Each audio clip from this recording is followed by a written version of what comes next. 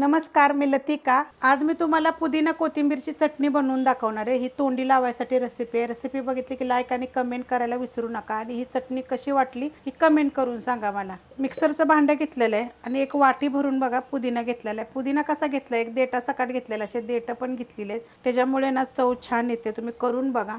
आणि अर्धी वाटी कोथिंबीर घेतलेली आहे। आपण जेवतो ते 2 चमचे बघा शेंगदाणे मी भाजून घेतलेले आहेत। थोडंसं सुक्क खोबरं घेतलेलं आहे बघा, असे तुकडे करून घेतलेले आहेत। ह्याच्यात तुम्ही थोडंसं ओलं टाकलं तर चालेल, पण ओलं कसं होतं माहिती आहे का, खराब होईल थोडीशी चटणी, तर तुम्ही सुक्क टाकलं तर चालेल। ह्याच्यामध्ये हिरव्या मिरच्या तिखटाप्रमाणे घ्या, कमी जास्त घेतल्या तरी चालू शकतात। काळं मीठ घेतलेलं आहे बघा, अशा पद्धतीचा खडा असतो काळ्या मिठाचा, जरी तुमच्याकडे पावडर फॉर्म मध्ये असेल घेतलं तरी चालू शकतं। एक गड्डी लसूण घेतलेला आहे, 1 चमचा जिरं घ्यायचं आणि चवीनुसार मीठ टाकायचं। आपण काळं मीठ टाकले त्यामुळे ही मीठ थोडंसं कमी टाकायचं। आता तुम्ही ह्याच्यामध्ये काय टाकू शकता, ह्याच्यामध्ये तुम्ही सफेद तीळ थोडंसं भाजायचं आणि टाकले तरी पण चालू शकतात। आता हे मी मिक्सरला बिना पाण्याचं बारीक करून घेणार आहे। मिक्सरला बघा बिना पाण्याची बारीक केलेलं, एकदम बी बारीक असं करायचं नाही, आपल्याला ही आबडधोबड झालं पाहिजे। तर बघा अशा पद्धतीनं करायचं। आणि ही जी आहे ना, आपण जर फ्रीजमध्ये ठेवलं ना तर ही 5 ते 6 दिवस आपण खाऊ शकतो। आता तुम्ही ह्याच्यामध्ये तुम्हाला सांगते अर्धा चमचा लिंबाचा रस टाकला तरी चालेल किंवा थोडीशी चिंच जरी टाकली तरी चालेल, पण अशा पद्धतीनं पण तुम्ही करून बघा, चवीला 1 नंबर लागते। तर आता ही मी वाटीत काढून घेते।